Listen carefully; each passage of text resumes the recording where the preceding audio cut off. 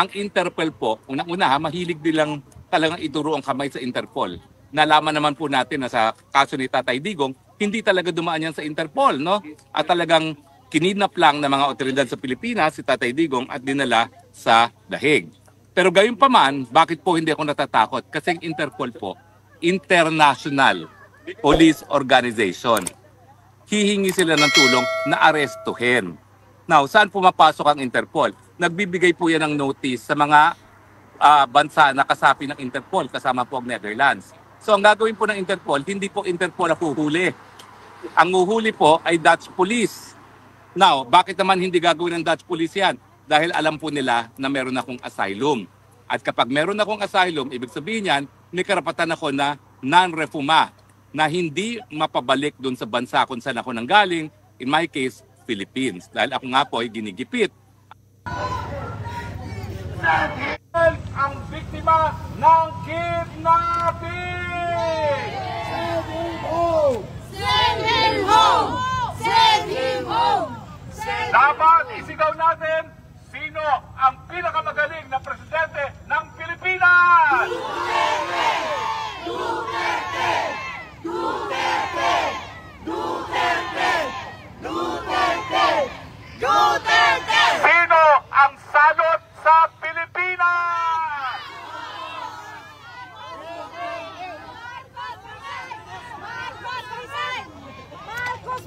Sino ang karapat-dapat na maging presidente ng Pilipinas? Mamaya. BP Sara! BP Sara!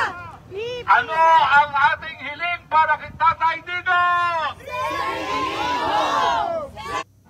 And the European Union, the world looks up to you as champions of human rights. And yet, it is very clear that the ICC acquired jurisdiction over President Duterte through kidnapping. Why is the Netherlands, the jailer of Duterte, quiet about the violation of a fundamental human right of the former President of the Republic of the Philippines? Yes! And because he was abducted, this is the cry of the Filipino people. Send him home! Send him home! Send him home! Send him home! Send him home! Now, what is our message to the world? The world Paano wants yung tumatawag to know si Sir that Ben? we have one president who will be the best ever president in history, and that is who? Duterte! Duterte! Duterte! Duterte! We are marching today to call your attention to this very serious Kayo na naman violation tumawag of po sa kanya human kasi rights naka-live yung kay Sir. and a very serious. Is the most loved president in Philippine history? Duterte! Duterte! Duterte! Duterte! So to the Dutch people, we are here amidst the heat in midday to claim, to let you know that the Philippine president is the most beloved president and could not be the criminal that the Marcos regime claims him to be. Duterte! Duterte! Duterte! Duterte! Duterte! Duterte! So to the world, particularly to the Dutch people and the European Union, the cry of the Filipinos is only one and unified voice. Hindi pa, wag po kayo, wag silang pumunta doon. Stay put. Kasi magsisend lang siya ng petition.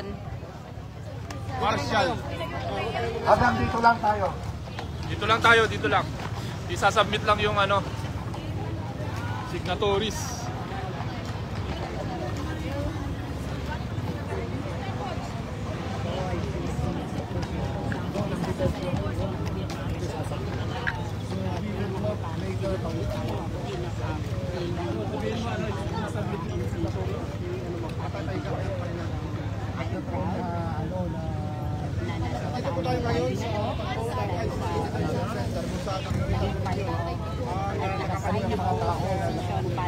Ha? Ching! So busy, Ching. Pasensya na, may non-signal.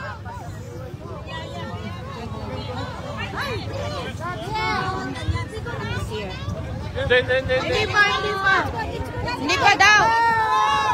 Let's go! Let's go!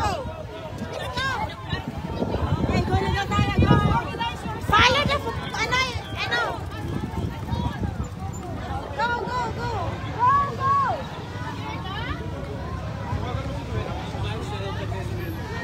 Mga kares, yung petition letter, nandito pa, wala, hindi nyo dala. Well, Pare,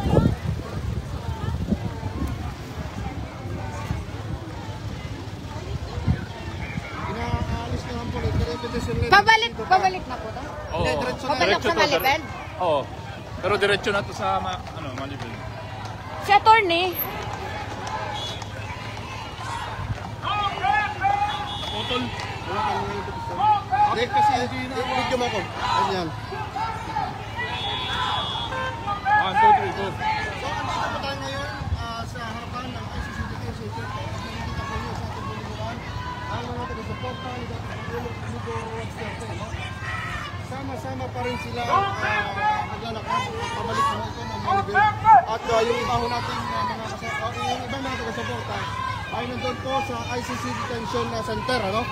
Para ibigay o submit ang petisyon na hilingin na ibalik na si dating Pangulong Rodrigo Duterte sa Pilipinas. So ito, pabalik na po ito ng Malibel at magdala po ang mga isla ng Parang nga putol ah. Sina? Okay. Tapos na po yung... Oh, yung ano mo, pable. Bakit ganun? Wait!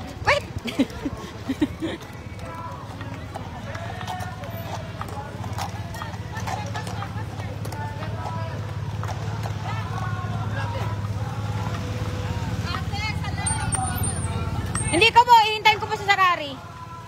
Kay Sir Harry po, kasama ko siya. Be, uwi na sila, te. Punta ako dun. Sa Malipel sila. Oo nga, punta ako dun eh. Saan? Doon. Duterte Street? Kailangan kami sumama ni Sir Harry dun eh. Kuya, mapunta kayo dun? Magsasalita pa siya dun eh. Guys, samaya na naman ah. May dala-dala yung Live na sir. Akin na sir.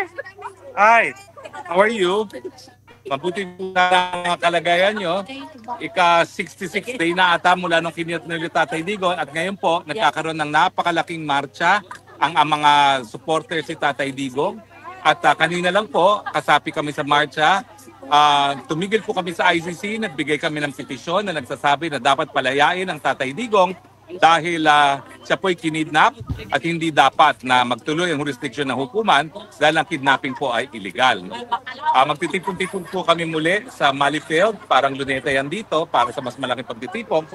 Pero dumaan muna kami dito sa Duterte Street dahil alam namin na marami pong mga nagmamahal kay Tatay Digong na bumisita. No? Pero maya-maya po, magmamarsya uli kami papunta doon sa Malifield at sasamahan namin yung ibang mga Pilipino. Well, dalawang bagay po ang sasabihin ko ngayon. No? Unang-una, nabago na po ang messaging ng ating mga kababayan. Ang kanilang panawagan, palayain si Tatay Digong dahil siya ay kinidnap. Ang kidnapping ay illegal. Ito'y labag sa kanyang karapatang pantao na due process na nakaukit din sa European Convention on Human Rights. At dahil siya po ay nasa Europa, importante po na bigyan buhay ang kanyang karapatan to due process. Pangalawa, yung hindi pagpresenta sa kanya sa hukuman sang-ayon din sa Tratado ng Rome Statute ay paglabag sa soberenya ng Pilipinas. Now, ang panawagan ngayon ng taong bayan dito sa Europa para sa kanilang gobyerno sa Netherlands na siyang nagkukulong kay Tatay Digong at ang mga gwardya ay mga Dutch employees na palayain siya dahil bilang isang bansa na kasapi doon sa European Treaty on Human Rights, may obligasyon siya na protektahan at itaguyod ang karapatang pantao ni Tatay Digong to due process na ipinagkait sa kanya nung siya po ay kinidnap. So hindi na po kami nananawagan sa ICC dahil naman po ay isang legal na proseso. Talagang bahala mga abogado ni Tatay Digong dyan. Pero karamihan po dito ay mga Europeans at hiningi nila lalong-lalo na sa gobyerno ng Holland na siyang nagkukulong kay Tatay Digong na hindi dapat magpatuloy ang pagkakakulong dahil ito'y labag sa karapatang pantao ni Tatay Digong. So yan po ang bagong sigaw ng mga Pilipino dito sa Europa. No? At tama naman po ang sigaw nila, no? Dahil lilinawin ko lang po, itong kulungan nito kung nasaan si Tatay Digong, yan po ay kulungan ng Holland. Kumbaga, binabayaran po ng ICC ang mga space na ginagamit nila sa Dutch government. At lahat ng gwardiya po dyan ay empleyado ng Dutch government. So, kung siya ay nakakulong ngayon at itong pagkakakulong ay paglabag sa kanyang karapatang pantao, ang lumalagabag po ay mga ahente ng gobyerno ng Netherlands. Kaya ang panawagan po ngayon sa Dutch government at sa European Union, dahil kabahagi naman po ang Netherlands ng European Union, ay palayain dahil ang kidnapping ay illegal, labag sa right to due process ng ating Pangulo. Now, tungkol naman po sa aking kalagayan, well, nagkaroon po ng anunsyo na padadaanin daw nila sa Interpol yung aking warrant of arrest. Well, unang-una, wala pa po ako nakikitang kahit anong warrant of arrest. Sa totoo lang, no? Nababasa ko lang yan sa periodiko. Pero ang proseso po kasi dyan, titignan ng judge kung mayroong probable cause, no? At ako naman po'y naniniwala dahil doon sa resolution mismo ng mga piskal, ang kanilang basehan lang. Kaya ako dinimanda na isang non-bailable human trafficking ay dahil daw ako ay nag-text at tumawag, nag-inquire kung anong status ng application ng Lucky South 99 para magkaroon ng lisensya at nagtanong ako kung meron pang mga kulang ng dokumento. No? Yan ba ho'y krimen? Hindi po. Kaya ako'y buong tiwala na ang West naman ay titingin doon sa probable cause. No? At obligasyon naman po nila yan na bago nila pirmahan ang warrant of arrest, dapat satisfied sila na merong probable cause talaga. Pero ganun pa man, maski meron pong warrant of arrest, ang Interpol po, unang-una mahilig nilang talagang ituro ang kamay sa Interpol. Nalaman naman po natin na sa kaso ni Tatay Digong, hindi talaga dumaan yan sa Interpol, no? At talagang kinidnap lang ng mga otoridad sa Pilipinas si Tatay Digong at dinala sa The Hague. Pero gayon pa man, bakit po hindi ako natatakot? Kasi ang Interpol po, international police organization. Hihingi sila ng tulong na arestuhin. Now, saan pumapasok ang Interpol? Nagbibigay po yan ng notice sa mga bansa na kasapi ng Interpol, kasama po ang Netherlands. So ang gagawin po ng Interpol, hindi po Interpol ang huhuli. Ang huhuli po ay Dutch Police. Now, bakit naman hindi gagawin ng Dutch Police yan? Dahil alam po nila na meron akong asylum. At kapag meron akong asylum, ibig sabihin yan, may karapatan ako na non-refuma, na hindi mapabalik doon sa bansa kung saan ako nanggaling, in my case, Philippines. Dahil ako nga po ay ginigipit at biktima ng unjust prosecution. So it's not as if meron pong pulis na nakadamit na Interpol na pupunta sa bahay ko, no? Ang mangyayari po dyan, padadaanin nila sa Dutch Police at ang Dutch Police naman, sasabihin ng immigration, may asylum yan. Hindi yan po pwedeng mahuli at hindi yan po pwedeng mapabalik sa Pilipinas.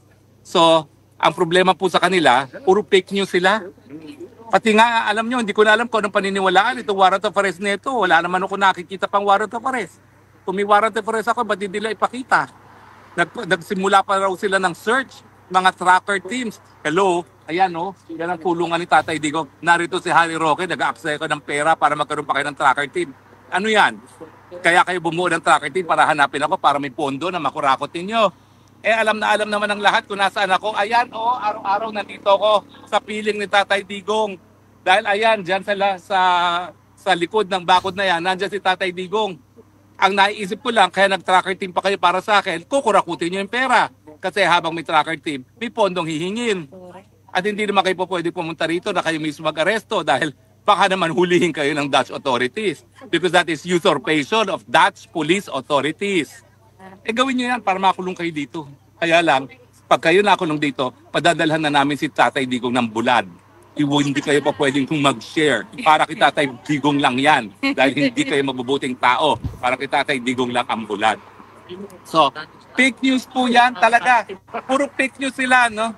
But anyway, maya-maya po magla-live tayo muli sa Mali Field, no? Dahil napadami pong tao. Pero ngayon, nakikita ko ilang mga kababayan natin. Saan po kayo galing? Ako 35 years na ako dito. 35 years. Pero simula talagang Duterte kami. Kahit Bisaya ang kasama. Oo.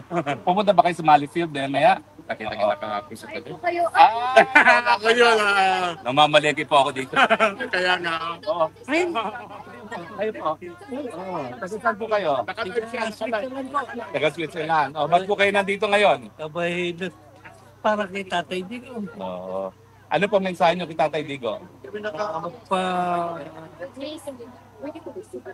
hinahinahon lang at makukuha natin. Oo. Pupunta ba kayo sa Malifield? Problema mo, Maya-maya po. maya. Maya-maya, pupunta sa Malifield. Kayo po, hi. Saan po kayo? Kakadating nyo lang. Saan po kayo galing? California. Wow! Mga top notchers for the day, ha? Dahil California and London. Taga-London din po ako. Doon ako nag-aaral. Okay. Hello. Hello, sir. Taga-London din po. Oo. Bakit po kayo ngayon narito? Ay. Support.